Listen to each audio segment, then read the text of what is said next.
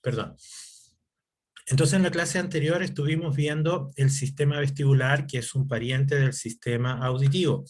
Este sistema vestibular permite censar los movimientos de rotación de la cabeza y no solamente tiene que ver con la posición de la cabeza, sino que también está relacionado con un montón de movimientos del cuerpo. Ustedes han visto, por ejemplo, en el TikTok o en redes sociales, estos jóvenes, hombres y mujeres, que bailan el Rasputin Challenge o un montón de otros bailes en los cuales se mueve todo el cuerpo, sin embargo la posición de la cabeza está fija y los brazos, incluso los hombros se mueven bastante, y para qué decir la cintura y la, las extremidades inferiores, pero la cabeza está en una posición constante. Entonces el sistema vestibular está encargado de censar eso y está conectado con otros sistemas, con sistemas motores, para mantener, para dar en todo momento información de la postura de la cabeza.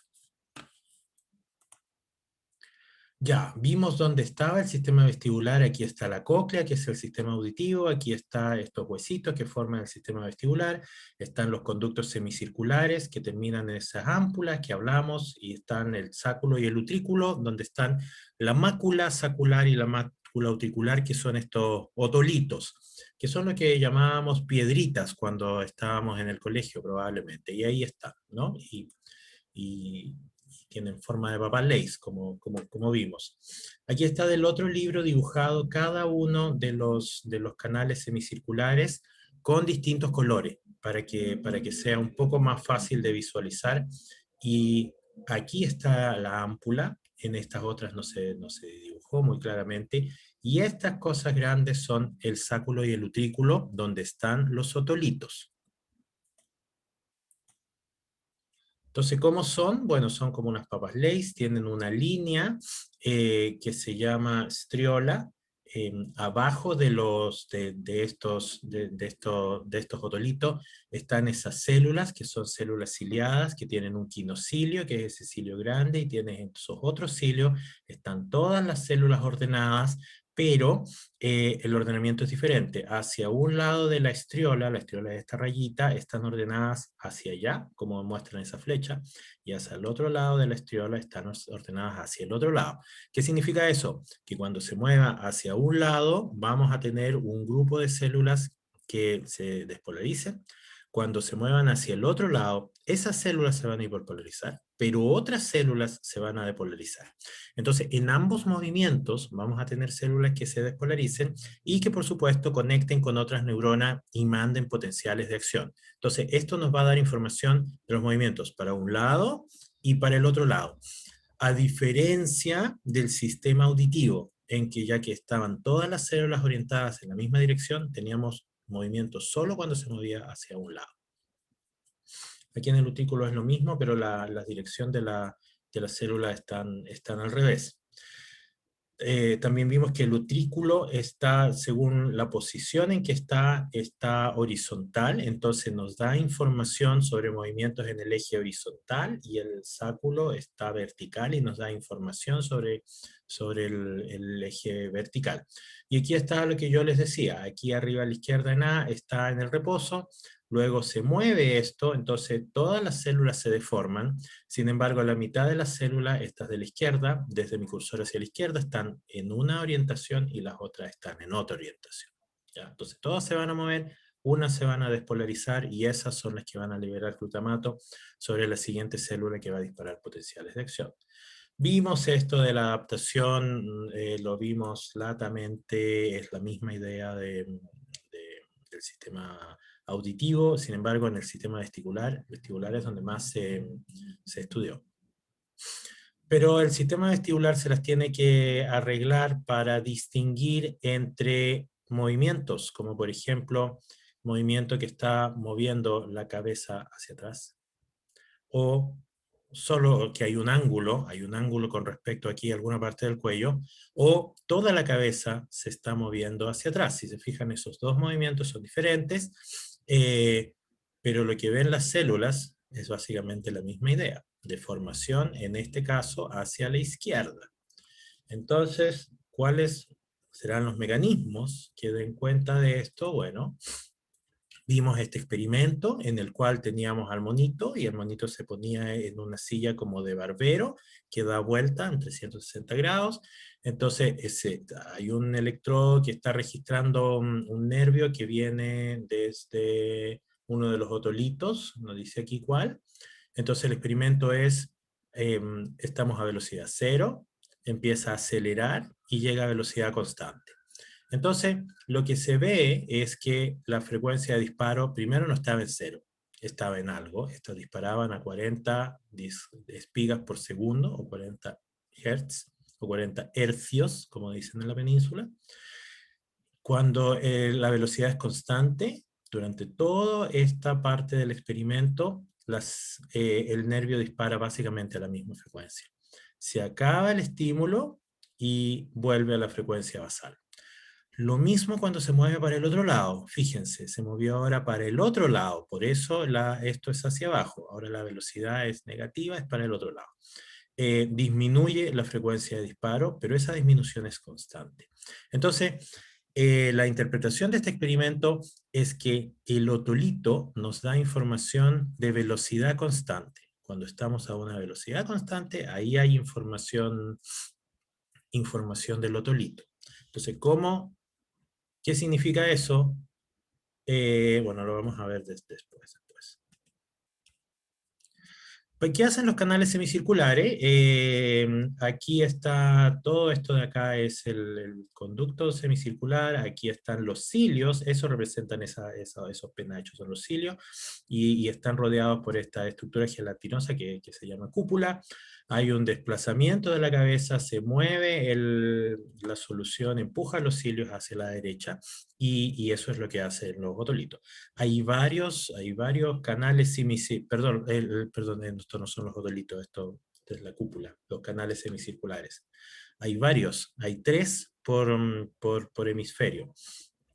Entonces, rotaciones, y esto es un poco complicado, rotaciones, por ejemplo, en este eje, fíjense dónde estoy moviendo, en este eje, va a ser la misma que ese eje. Entonces, ¿cuáles son los canales semicirculares que están involucrados? Están involucrados el anterior izquierdo, veamos, y el posterior derecho. Estos dos que están aquí, porque esos nombres son los que corresponden a esas rayas, ¿ya? Entonces, está la información en ambos hemisferios, sin embargo, están en diferentes canales semicirculares cuando hacemos ese tipo de movimiento. Esto es homólogo a lo que ocurría en la retina, cuando teníamos esta retina nasal y la retina temporal. Y cierta información estaba en un ojo en la retina temporal y otra en la retina nasal. Es como la misma idea. ¿Cuál es la información que llevan los canales semicirculares? Repetimos el experimento y lo que vemos es que hay un aumento de frecuencia, pero es transitorio. Y eso significa, o cae en esa región donde hay aceleración. Entonces, los canales semicirculares nos dan información de aceleración. Acelera el experimento o la silla, cambia la frecuencia, estamos a velocidad constante, no hay efecto, volvió a la condición basal, disminuye, o sea, desaceleramos, disminuye la frecuencia y luego volvemos a la condición basal. Entonces, el sistema nervioso central se la tiene que ingeniar con interpretar toda esta información que viene de los atolitos y de los canales semicirculares para sacar información de cuál es la posición y la velocidad de la cabeza. Hay reflejos, y esto yo se lo puse en un contexto en el que vamos en la bicicleta, por ejemplo, que fue el más simple para mí, y ustedes pueden pensar que van caminando y van sorteando objetos, sin embargo, la posición de la mirada va siempre adelante, suponiendo que ustedes están mirando un punto de fijación, y va a cambiar el terreno, y va a cambiar la posición de su cuerpo, incluso de la cabeza, pero aunque la cabeza rote hacia un lado, los ojos van a seguir mirando hacia adelante. Y eso es una tarea que nosotros hacemos habitualmente. Vimos cuál era el mecanismo, entonces si viene la información desde el lado derecho, por ejemplo, hace sinapsis aquí en el núcleo medial vestibular, salen dos axones. Este rojito de aquí es excitatorio, libera glutamato sobre esas dos tipos de neurona. Este de acá, como libera glutamato, aumenta la frecuencia de disparo, libera más acetilcolina sobre este músculo, y se contrae ese músculo. Entonces, movimiento hacia la izquierda. ¿Qué pasa con la otra sinapsis, la azulita? La azulita va por acá, va al otro hemisferio, o sea, vuelve al ipsilateral, hace sinapsis aquí en el núcleo oculomotor, aumenta la frecuencia de disparo, porque todo esto es glutamato, libera acetilcolina, que es el neurotransmisor en la unión neuromuscular, pero en este otro músculo, en el recto medial. Y eso hace que el otro ojo, cuando se contrae ese músculo, y el otro ojo se mueva también hacia la izquierda. ¿Qué pasa con los otros músculos? Porque estos músculos, fíjense, este de aquí, el recto lateral, y este recto medial son opositores. Entonces, ¿qué pasa? Vamos aquí, ahora la sinapsis negrita, viene por acá, libera GABA, vamos hacia la izquierda, igual que en el caso anterior, nos vamos al otro hemisferio, viene por aquí, libera ahora esta neurona era GABAérgica, significa que disminuyó la frecuencia de disparo, eso significa que aquí va a haber menos probabilidad de disparo. Entonces, como va a haber menos probabilidad de disparo, se va a liberar menos acetilcolina, va a disminuir el tono muscular, y eso va a hacer relajación de este músculo al mismo tiempo que se está contrayendo este. Lo mismo para el otro músculo, ¿ya? Y eso lo explico un poquito más largo en la otra clase. Entonces, tenemos reflejos que están relacionados con el sistema vestibular. ¿Cuáles son las conexiones? Si esto no lo vimos en la clase anterior. Entonces, ¿cuáles son las conexiones? Recordemos aquí, está el núcleo medial vestibular, luego están estos otros núcleos que no hablamos mucho, vamos a ver qué pasa aquí. Entonces, entra la información. Esto es, a ver, déjenme ver cuál es esta cosa. Aquí están esos núcleos los cuales yo no pesqué mucho en la diapositiva anterior. Aquí están, el medial, el fascículo medial longitudinal, el tracto medial. Entonces, todo esto lo que quiero, el punto de esto, más que perderse en los nombres, que yo tampoco, como pueden ver, domino mucho, el punto aquí es que hay información que viene desde el cerebelo. Entonces, fíjense, aquí está el cerebelo. No hemos hablado del cerebelo en este curso. Vamos a hablar en la siguiente módulo de este curso, cuando hablemos del sistema motor. El cerebelo es una parte bastante grande del cerebro. Conocemos más o menos su anatomía, conocemos más o menos sus funciones evidentes, que son las funciones motoras, y esto es porque experimentos en animales lesionando el cerebelo llevan a problemas motores, y por muchos años pensamos que era un núcleo motor o un centro motor. Eso no es tan así. Es cierto que tiene una función importante motora, pero también tiene otras funciones que no entendemos. Pacientes con esquizofrenia tienen alteraciones en la expresión de ciertas subunidades de receptores para neurotransmisores en el cerebelo, y es brutal la diferencia. Y no tenemos idea qué significa eso. Entonces, todavía hay mucho por saber del cerebelo. El cerebelo también tiene capas, y eso lo vamos a ver cuando hablemos del cerebelo. El punto aquí es que hay información del cerebelo que va aquí, a estos núcleos, que son núcleos vestibulares. Entonces, aquí está el núcleo lateral vestibular, el núcleo vestibular medial, que son los que estaban en la diapositiva anterior, el fascículo longitudinal medial, perdón, son estos de aquí, fascículo. Entonces, hay información de otros sistemas que van al sistema vestibular. Cuando hablemos del cerebelo, vamos a ver que hay varios inputs, o sea, información que viene al cerebelo, que viene de núcleos del sistema vestibular, y hay información que sale, como esta, que va al sistema vestibular. Entonces, ¿cuál es el big picture, como dicen los gringos? El sistema vestibular está conectado con el sistema motor. Ese es el gran big picture. Que aquí era más o menos evidente, ¿cierto? Aquí está conectado el sistema vestibular con cierto reflejo motor. Ya, volvamos al sistema vestibular. Entonces, aquí están los conocidos, estos de acá, los canales semicirculares, y están los otolitos. Entonces, la pregunta de siempre, ¿hay un mapa? ¿Hay segregación de la información cuando estos axones llegan a al sistema nervioso? La respuesta es, como siempre, sí, hay segregación de la información. ¿Ya? No está toda la información mezclada, tienen que pensar que hay como vías, hay carreteras por donde van la información y las sinapsis reciben informaciones específicas de ciertas vías. ¿Ya? Entonces, esto es el núcleo, ¿dónde está? El núcleo vestibular. Hay dos, por supuesto, uno para cada hemisferio. Aquí está el núcleo vestibular, ese de acá, que recibe los axones del ganglio de Scarpa, que es el primer ganglio, donde están las células que disparan potenciales de acción. Entonces, fíjense las rayitas rojas, estos son los axones que vienen desde canales semicirculares. Entonces aquí dice las fibras de los canales anteriores, son horizontal y anterior, y estas son las fibras que vienen de los canales posteriores. Entonces, hay un mapa, hay una segregación de la información. ¿Qué pasa con los otolitos? ¿Dónde hacen sinapsis los otolitos? Miremos el de la derecha, con esos colores que son difíciles de nombrar para mí.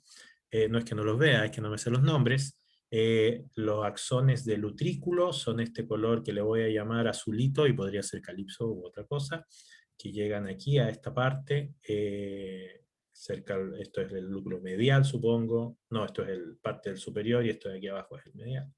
Entonces ahí llegan algunos y ahí llegan otros, y el moradito que vienen del sáculo, el otro otolito, llegan a lugares similares, pero el punto es no exactamente a las mismas neuronas. Entonces hay una segregación de la información.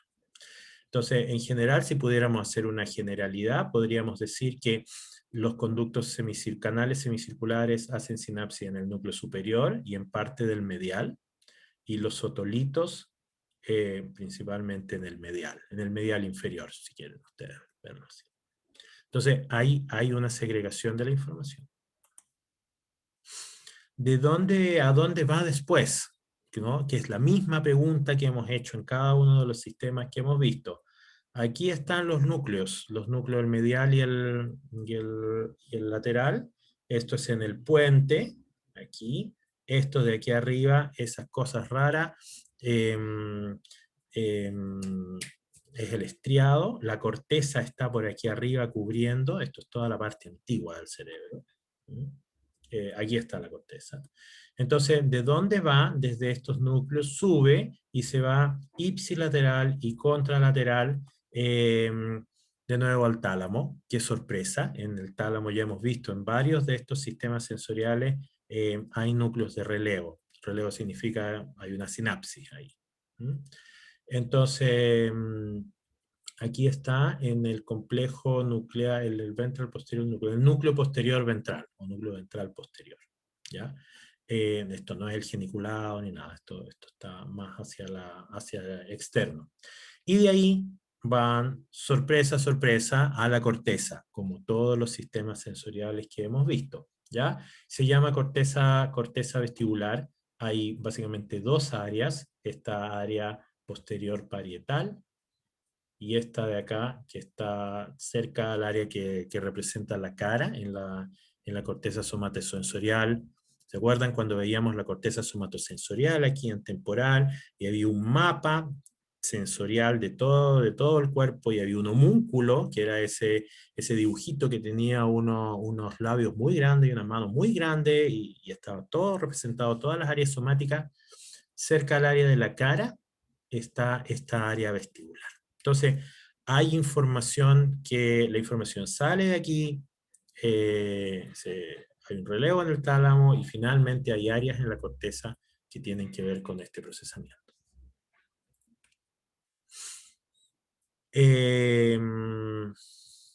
Esto es algo que es bastante complicado para mí explicar.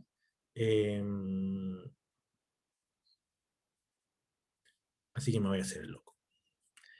A ver si esto me inspira. ¿De dónde viene el entendimiento histórico del sistema vestibular? Evolutivamente hablando, hay células, todos ustedes han escuchado de la línea lateral de los peces, probablemente.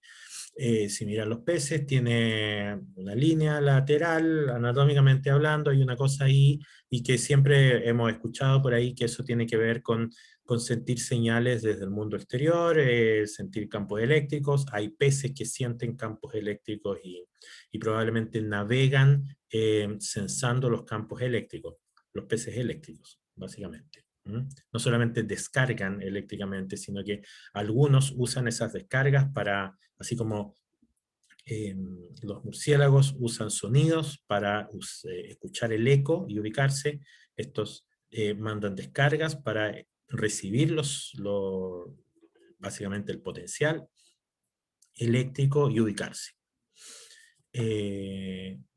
¿Dónde están esas células? ¿Se parecen a algo? Respuesta corta, se parecen mucho a las células. Son células ciliadas y se parecen mucho a las células del sistema vestibular. Y se ha usado como un modelo para estudiar el sistema vestibular. Esto es uno de los modelos más antiguos históricamente hablando.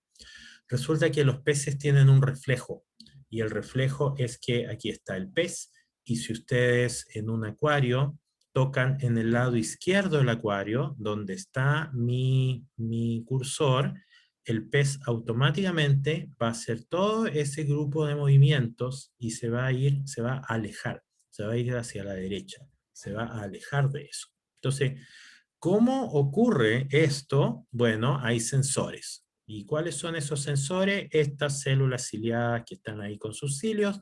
Hay deformación mecánica, ondas de presión en el agua, llegan aquí, deforman esto, y lo mismo que hemos estado hablando para el sistema auditivo y para el vestibular, liberan glutamato, se generan potenciales de acción en esa de aquí, dispara potenciales de acción, y hay un circuito excitatorio. Fíjense, esta de acá libera glutamato acá, fíjense con esta de acá, y se va para abajo, y eso se va al cerebro, ¿ya? Pero además, ¿dónde está? ¿Dónde está? Sigamos esta de acá, fíjense esta que se va hacia abajo, hacia el cerebro, sigamos esta de acá, y llega al otro hemisferio, al contralateral, libera glutamato, pero esta moradita, sorpresa, sorpresa, libera GABA. Esto es igual o muy similar a lo que veíamos en el sistema auditivo, en el que este mismo circuito, o muy parecido, estaba relacionado con escuchar, discriminar cierta frecuencia entre un oído y el otro oído. Entonces, llegaban los potenciales de acción, disparaba esta célula, mandaba información, pero mandaba información al otro hemisferio inhibitoria, para que disminuyera la frecuencia de potenciales de acción que venían de este. Entonces, es la misma idea. Ya. Este es el mono que siempre tengo problemas todos los años en explicar, y es un fenómeno que se llama nistagmus, en el cual uno mueve la cabeza para un lado y se mueven los ojos para el otro. No vamos a entrar en el detalle.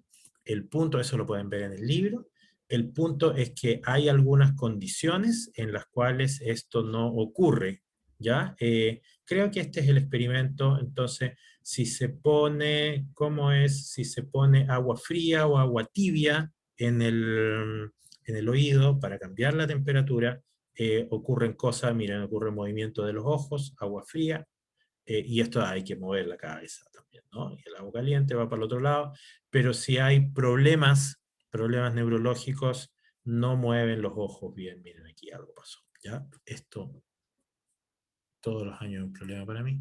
No lo voy a preguntar en la prueba tampoco.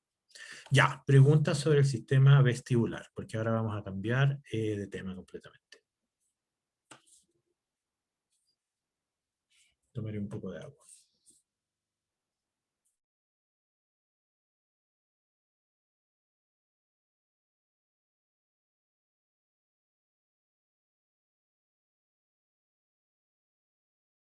Ya, ahora sí. Entonces el sistema vestibular era sumamente importante porque nos mantiene, nos permite saber la posición de la cabeza, no del resto del cuerpo, de la cabeza.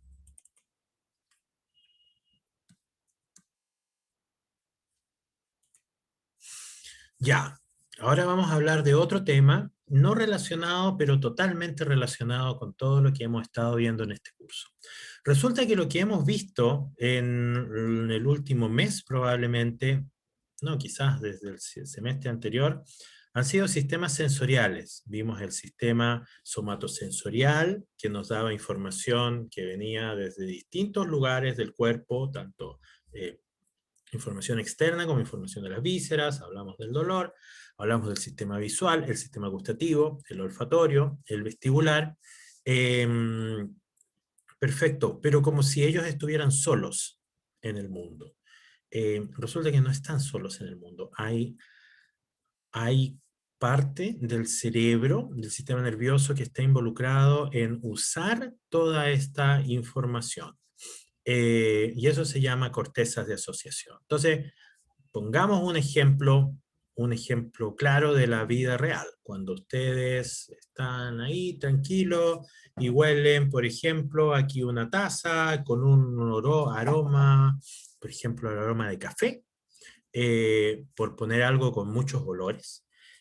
eh, Primero van a ocurrir varias cosas, ¿no? Van a discriminar rápidamente, esto parece café, ¿no? Pero también a veces ocurren otras cosas, que uno recuerda cosas. Ay, este es como el café que yo tomé en tal lugar.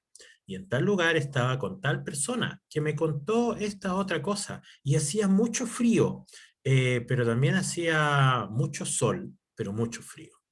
Eh, entonces ahí recordé información sensorial de un montón de cosas y asocié cosas, ¿no? Porque esa persona con la que estaba era el primo de no sé quién, que le pasó no sé qué. Entonces, hay alguna parte del cerebro o algunas partes que están relacionadas con asociar distintos tipos de información. Y eso se llaman cortezas de asociación. ¿Dónde están? Ahí están en azulito. Esta es una sobrerepresentación, ¿ah? Porque aquí parece que todo el cerebro fuera cortezas de asociación. De cierta manera lo es, ¿ya? Las cortezas amarillas no son cortezas de asociación. Esto de aquí es la corteza somatosensorial, donde está mi cursor. Aquí atrás está la corteza motora, de la que vamos a hablar después en este curso. Entre medio, por aquí está la auditiva, la vestibular, las gustativas. Aquí atrás está la corteza visual. Eh, y todo el resto tienen el nombre genérico de cortezas de asociación. Eh, por supuesto tienen nombres específicos, pero este es un nombre genérico. Entonces, vamos a ver qué dice. Source de corteza. Entonces, ¿desde dónde viene la información a la corteza? La información a la corteza viene desde el hipocampo, que está una estructura temporal aquí a la derecha, en el lóbulo temporal de la amígdala del tálamo. ¿Y a dónde van los targets? Básicamente a todos lados, ¿ya? Este es un corte. Ahora, la corteza de asociación es muy grande, como vimos anteriormente. Entonces, tratar de hacer un solo diagrama de dónde vienen los inputs y a dónde van los outputs es probablemente incorrecto, porque en diferentes áreas va a ser diferente, ¿ya? Pero esta es una generalidad. Recuerden, vimos en otros sistemas, como el sistema auditivo, perdón, el sistema visual, la corteza tiene varias capas. Recuerden, si están muy perdidos, la corteza es esta parte antigua, muy nueva del cerebro, ¿no? Que tiene mucha superficie en nosotros los primates, y por eso tiene estas circunvoluciones. En los roedores es plana. Entonces tiene varias capas, y estos son nombres anatómicos muy antiguos, 1, 2, hasta las 6. Nosotros tenemos 6, la mayoría de los mamíferos no tiene 6. Y aquí hemos hablado de algunas de estas que salieron en la corteza visual. Entonces, ¿por dónde vienen los inputs? Los inputs, si recuerdan, la corteza visual venían en la capa 4, y aquí también hay input en la capa 4, hay otros inputs en otras capas también, ¿no? Los inputs del tálamo venían de la capa 4. ¿Y a dónde van los outputs? Bueno, en este caso, en esas capas superiores van a otras áreas corticales, ahí en la capa 3 también, en el hemisferio opuesto también. Y aquí estas capas más profundas van a regiones subcorticales. Vamos a hablar del estriado después, el tálamo ese mismo del relevo, ¿ya? Todo esto es para decirles, lo que quiero decir con esta cosa que parece complicada es que las cortezas de asociación reciben mucha información, de muchos lados. Entonces, de los hemisferios contralaterales reciben, estas son la corteza de asociación. Recibe información motora y premotora, recibe información sensorial y manda información al tálamo y a otros lugares. Caudado, putamen y cerebelo lo vamos a ver después en el curso, y esto es información motora. Entonces, todo esto es para decirles que reciben información de un montón de lados y mandan información a otro montón de lados. Mucho bla bla. Vamos a cosas concretas. Entonces, ¿qué tipo de información? ¿Cuáles son los problemas?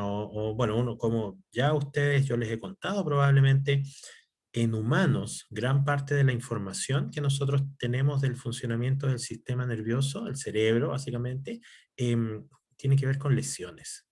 Entonces, aquí vamos a hablar de varias lesiones. Estas son lesiones en la corteza asociativa parietal. Ya vamos a ver dónde queda. Entonces, esta persona se le dice dibuje esto que le voy a mostrar, y se le muestra esa casa. ¿Ya? Y se le dice, dibuje eso que se le ha mostrado. Y fíjense lo que dibujó. ¿Qué dibujó? Pensemos, miremos con atención. Dibujó la mitad de la casa. Ok. Se le muestra ahora un papel con unas rayas, y se le dice, haga una raya sobre cada una de las rayas, o sea, cruce, como cuando uno va a votar y está la rayita del candidato y tiene que hacer una marquita perpendicular, haga una raya sobre cada una de las rayas que ve. Y fíjense lo que hizo, marcó solamente en el hemisferio derecho. La parte del hemisferio izquierdo no la vio. Entonces, aquí hay algo, aquí hay algo. Estos son experimentos clásicos de asociación, ¿ya? Entonces, en este dibujo, por alguna razón, no vio el lado izquierdo de la figura. Aquí, por alguna razón, no vio el lado izquierdo de la figura y solamente ve el lado derecho de la figura. Entonces, la información aquí hay algo con los hemisferios, no está igualmente distribuida. Hay algo con los hemisferios, derecho versus izquierdo. Aquí está la explicación. La explicación es que el área de parte importante de la atención está relacionada con el hemisferio derecho. Y esto es sumamente importante porque en general ustedes han escuchado, por ejemplo, que el hemisferio derecho es más predominante en esto, el hemisferio izquierdo es más predominante en esto, tal persona tiene más desarrollado el cerebro, el segmento izquierdo o el hemisferio derecho.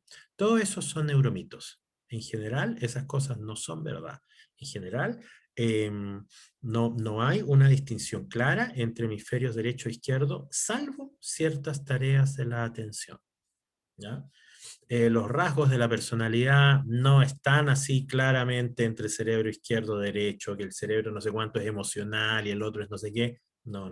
Todo está distribuido, más o menos. Con excepción de ciertas tareas de la atención, como estas que estamos viendo aquí. Entonces, volvamos a este punto. Entonces, ¿cuál es la hipótesis aquí? La hipótesis es que no puede percibir, por alguna razón, el izquierdo. Si se acuerdan, la información de los ojos va del ojo izquierdo al hemisferio derecho. Entonces, si no ve el izquierdo, es el derecho el importante. ¿Ya? Había algo en el derecho. Entonces, aquí está la explicación, la hipótesis explicativa. La información viene aquí a la corteza visual, por supuesto, como ustedes saben, y de aquí de la corteza visual tienen que ir axones a esta corteza parietal para el lado. Entonces, esta región de la corteza recibe información de ambos ojos por alguna razón, por cómo está cableada, ¿no? Del campo izquierdo y del campo derecho. Si tenemos una lesión, eso marca el azul, si tenemos una lesión en el hemisferio derecho, todas estas líneas se van. Y solamente nos quedan estas, de acá, que pueden ver el hemisferio contralateral, el derecho. Entonces solo funciona el hemisferio izquierdo, que tiene pocas conexiones aquí, entonces solamente puede ver la mitad del campo. Si se fijan, tampoco hizo cruz en todas. Entonces puede ver el lado derecho, pero no puede ver todo el campo. Y el problema no es un problema en la retina. No hay problemas en la retina ni en la corteza visual. Esos son otros experimentos posteriores que se hicieron. Entonces, sin embargo, cuando ahora tiene lesión el paciente en la corteza izquierda, no hay problema en esta tarea de atención. Puede ver o percibir más bien tanto el campo izquierdo como el derecho. Entonces, hay una discriminación aquí, es la corteza parietal, en este caso derecha, la que está involucrada con estas tareas. Si no me equivoco, estos de acá son diferentes experimentos. Fíjense, esto es la corteza derecha y aquí hay diferentes regiones. No recuerdo muy bien cómo es, pero si no me equivoco son diferentes experimentos que se hicieron. Entonces en diferentes experimentos se ven diferentes regiones. Entonces esto de acá, que está en esta línea punteadita, es la región que se comparte en todas estas lesiones, si no me equivoco era. A ver. 8 pacientes, ahí están, y están marcadas las lesiones en cada uno de los pacientes. Y esta parte de aquí es donde lo que tienen todos ellos en común. Entonces, y es en un hemisferio. ¿Cómo se llama esta condición? Porque esto tiene un nombre, puse algo bastante interesante. Esto se llama heminegligencia o síndrome de negligencia contralateral. Cualquiera de los dos nombres los van a ver o los van a escuchar. Esto es más de lo mismo. Se le dice que dibuje al paciente, que dibuje eso, y lo que dibuja es el lado derecho. Que dibuje esto, esa flor, y dibuja el lado derecho. Aquí se le dice que dibuje un reloj que está frente a él, y de nuevo dibuja el lado derecho. Todo esto creo que lo saqué del Candel. Se le muestra esta figura bien complicada y se le dice que marque con un circulito todos esas figuras que voy a llamar asterisco, pero no sé cómo se llama. Esa figura que es como una estrella con una raya oblicua. Se le dice que ponga en un círculo. Y fíjense cuáles son las que marcó. Marcó solamente las del lado derecho. Y aquí no me acuerdo lo que se le dice, que marque algo pasaba en el experimento, yo no recuerdo. Y marca solamente los derechos, no marca los eventos que ocurrieron en el lado izquierdo. Estos son otros pacientes, para mostrarles cómo puede ser esto. Entonces, ¿cómo funciona ahora un experimento en una persona normal? Se le muestra, estos son neuroimágenes, estas cosas de colores son regiones en las que aumenta el flujo de sangre, por ende la oxigenación, y la hipótesis es que eso implica que están disparando potenciales de acciones a esas áreas. Así es como se interpreta estos experimentos. Son bien cuestionados porque no siempre es así esto, pero bueno, vamos a suponer que es verdad. Entonces se le muestra algo que está en el campo izquierdo, y se prende el área contralateral, el derecho, pero se le muestra algo que está en el derecho, y se le muestra se le prende el contralateral, que es lo que uno esperaría por cómo está construido el sistema visual, suponiendo que solo hay sistema visual y que hace sinapsis aquí. Pero fíjense, también el derecho.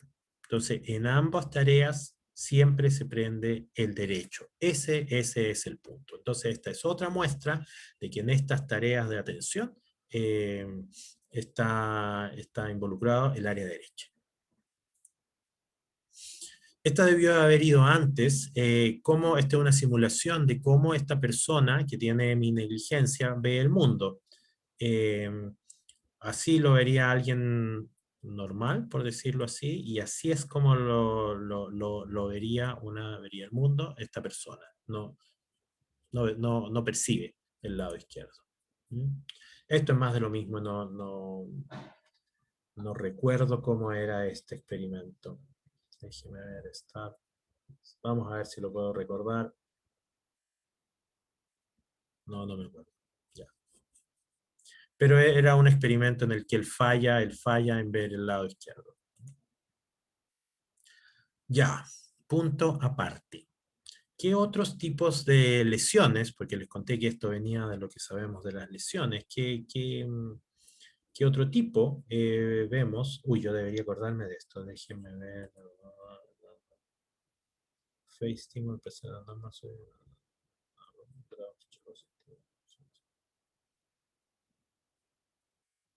perfecto.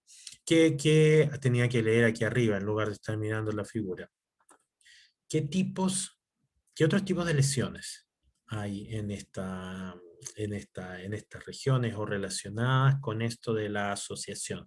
Porque, porque estas tareas, ya asociación, atención, también hay algo aquí, ya, pero ok, muéstranos algo más dramático. La agnosia es la dificultad de reconocer, identificar y nombrar objetos, y vamos a ver un ejemplo de eso. Y la prosopagnosia es la inhabilidad de reconocer e identificar caras. Y esto es como brutal, porque nosotros reconocemos caras. Nosotros vamos por la calle y vemos caras y reconocemos caras y sabemos o recordamos que esa cara representa a esa persona que vive ahí, que se vestía así, que habla así, es nuestro amigo, amiga, pariente, etcétera, y recordamos un montón de cosas, ¿cierto? Entonces, y solamente mirando la cara. Además, vimos en la corteza visual que habían unas neuronas que reconocían las caras, y estaba la neurona que reconocía y discriminaba solamente la cara de Jennifer Aniston, y la otra neurona que discriminaba la cara de Halle Berry, la gatúbela. Entonces, esto del reconocimiento de cara es fundamental en nosotros. Sin embargo, hay una condición en la que no se puede reconocer caras. Eh, Dicen, bueno, más que dicen, o sea, Brad Pitt ha dicho en muchas entrevistas que él no puede reconocer caras. ¿Mm? Eh, entonces, ¿cómo hace para vivir sin reconocer caras? Bueno, el sistema nervioso es plástico, y hay un montón de otra información sensorial, ¿ya? La forma de caminar, eso, si ustedes piensan, nosotros reconocemos la forma de caminar, y aunque no vemos la cara, viendo a una persona desde lejos sin ver la cara y ver el patrón de movimiento del cuerpo, uno puede intuir que esa persona era tal persona. ¿Mm? Eh, entonces hay otras claves visuales: la voz, el olor, el tacto, etc.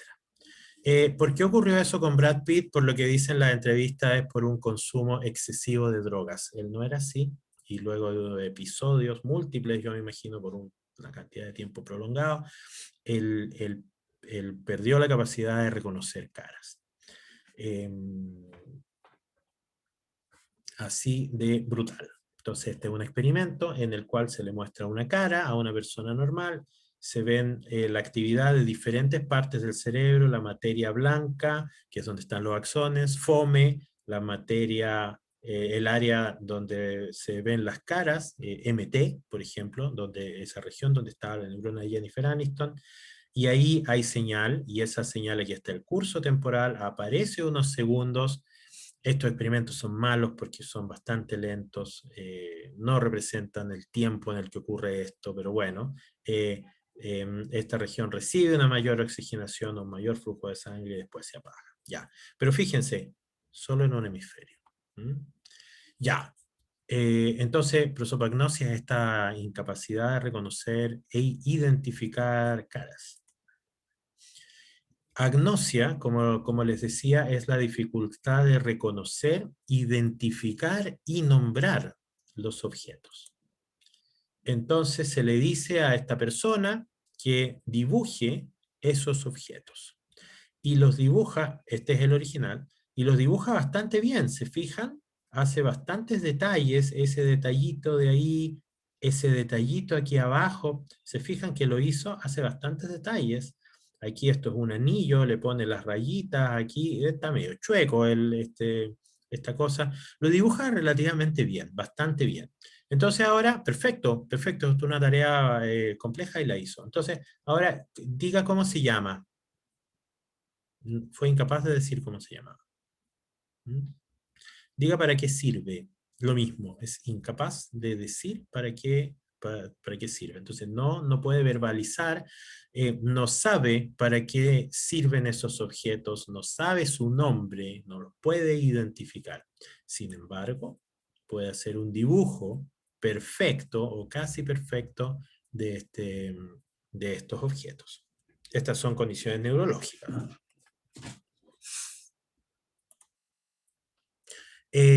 Hay otra área de la corteza de asociación. Entonces, ¿dónde están estas áreas que hemos estado mirando? Estaban entre parietal y temporal, por aquí más o menos, fíjense dónde está, ¿ya? Pero hay un área que durante ya bastantes décadas han recibido muchísima atención, que es el área prefrontal. Aquí adelante, si están viendo mi carita, donde está la frente, eso se llama frontal. Hay una parte particular que es bien adelante, que se llama la corteza prefrontal, y esa es el área que más atención ha recibido en términos de que es ahí donde están las funciones ejecutivas superiores, que son, como hemos llamado, a lo que nos diferencia de los otros animales. Nosotros somos animales, no lo olviden nunca. Entonces, ¿qué es lo que nos diferencia de los otros animales? Nosotros hacemos planes, y hacemos unos planes bastante elaborados. Nos imaginamos cosas, nosotros tenemos empatía. Los animales también tienen empatía, eso está bastante claro, hay bastantes experimentos súper claros.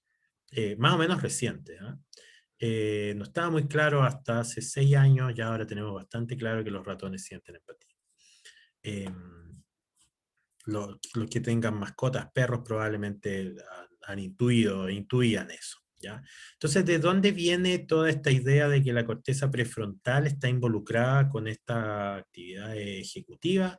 Esto viene del caso de un señor que se llamaba Phineas Gage. Él trabajaba en Boston en 1800 algo, estaba en la construcción del ferrocarril y hubo una explosión en la línea férrea y se le insertó un objeto, aquí está la reconstrucción, un objeto de metal, un fierro de metal, cruzó desde aquí abajo, desde abajo de la órbita, cruzó por el ojo, perforó la corteza prefrontal y todos los huesos que están involucrados con esto, y salió.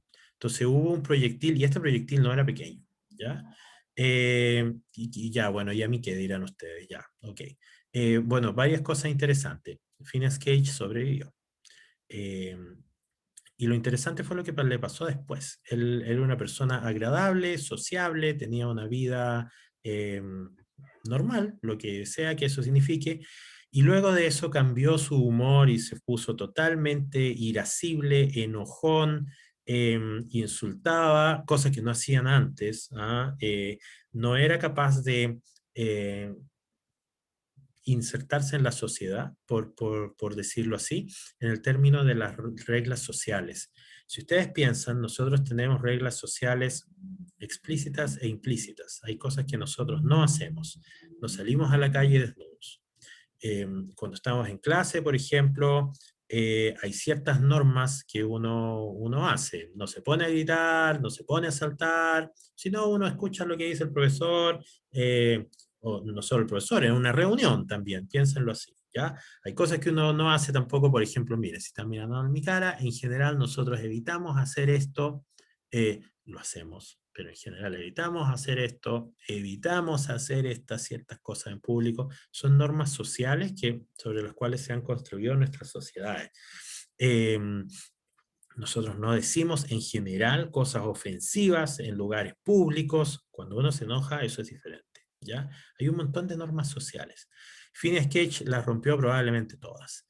No pudo conservar su trabajo, se le perdió la pista, murió, lo enterraron, y un médico logró encontrar su cráneo, y ahora su cráneo, ese es su cráneo, está en la Escuela de Medicina de Harvard, y este es una reconstrucción con su cráneo, de cómo fue este impacto. Hay un libro que salió hace poco que reconstruye parte importante de la vida de Phineas Cage. Phineas Cage dejó su trabajo, y se perdió su rastro, y alguien encontró el rastro en Chile. Años después de su accidente, él llegó a Valparaíso y trabajó como cochero, o sea, el que manejaba los coches tirados por caballos, esto en 1800, en Valparaíso. Y trabajó unos buenos años ahí. Entonces, ¿por qué es importante esto?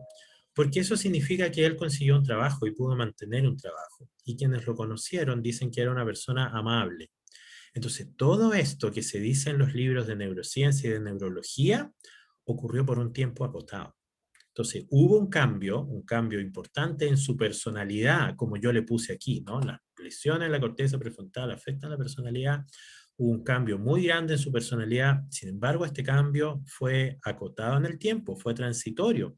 Y luego él pudo adaptarse. Probablemente su personalidad fue diferente después, ¿ya? Pero el sistema, todo lo que les quiero decir es que el sistema nervioso fue plástico y él pudo adaptarse a una lógica de mantener un trabajo, tenía que llegar a la hora, hacer su trabajo, irse y repetir esto todos los días. Entonces, cosa que después de la lesión no ocurrió. Entonces, esto es algo interesante. Entonces, en resumen, todo lo que les he dicho es que estos pacientes pierden la capacidad de planear y de calcular situaciones sociales, hacer planes y cálculos. No tengo que decir esto, no tengo que hacer esto, sí tengo que hacer esto, sí tengo que hacer lo otro, ¿no? Este es el primer caso y ahora después se han conocido muchísimos casos de lesiones en la corteza prefrontal, tumores en diferentes regiones, accidentes vasculares, eso significa que se tapa una arteria, se muere una cierta región porque no hay oxigenación, se mueren las células, y esas son lesiones, y se ha visto exactamente lo mismo. Entonces, es la corteza prefrontal la que está involucrada con esto. Ya, en la próxima clase vamos a terminar, faltan muy poquitas diapositivas, y así ustedes tienen un poco de tiempo para pensar. Ya. Preguntas sobre la clase.